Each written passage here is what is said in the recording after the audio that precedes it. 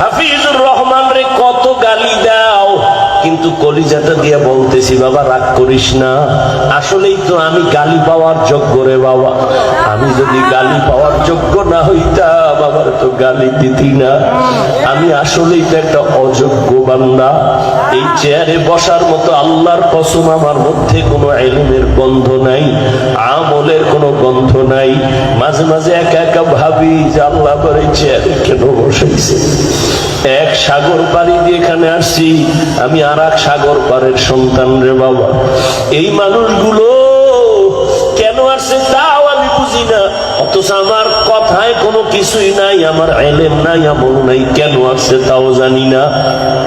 আল্লাহর কাছে এখন শুধু একটাই দোয়া করি, মালিক তুমি আমার সম্মানের জায়গায় বসাইছো, গুনার কারণে ফালাইয়া দিও না রে আল্লাহ।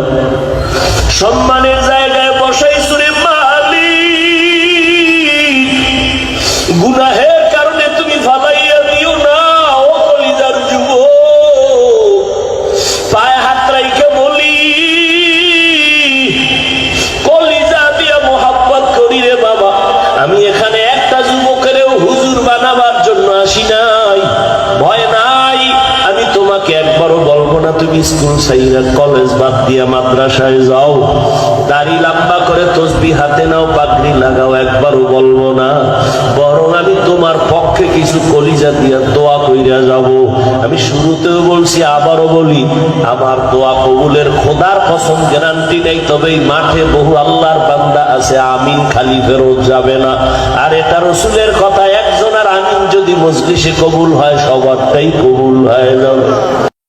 হাফিজুর রহমান রে কত গালি দাও, কিন্তু কলিজাটা দিয়ে বলতেছি বাবা রাগ করিস না, আসলেই তো আমি গালি পাওয়ার যোগ্য রে বাবা। আমি যদি গালি পাওয়ার যোগ্য না হইতাম আমার তো গালি দিতি না। আমি আসলেই তো একটা অযোগ্য বান্দা। এই চেয়ারে বসার মতো আল্লাহর কসম আমার মধ্যে কোনো ইলমের গন্ধ নাই, আমলের কোনো গন্ধ নাই। মাঝে মাঝে একা একা ভাবি যে আল্লাহ করে চেয়ারে কেন বসাইছে। এক সাগর পাড়ি দিয়ে এখানে আসছি, আমি আর এক সাগর পাড়ের সন্তান রে বাবা। এই মানুষগুলো কেন আসছে তাও আমি বুঝি না, অথচ আমার কথায় কোনো কিছুই নাই, আমার ইলম নাই, আমল নাই, কেন আসছে তাও জানি না। আল্লাহর কাছে এখন শুধু একটাই দোয়া করি, মালিক তুমি আমার সম্মানের জায়গায় বসাইছো, গুনার কারণে ফালাইয়া দিও না রে আল্লাহ। সম্মানের জায়গায় বসাইছো রে মালিক,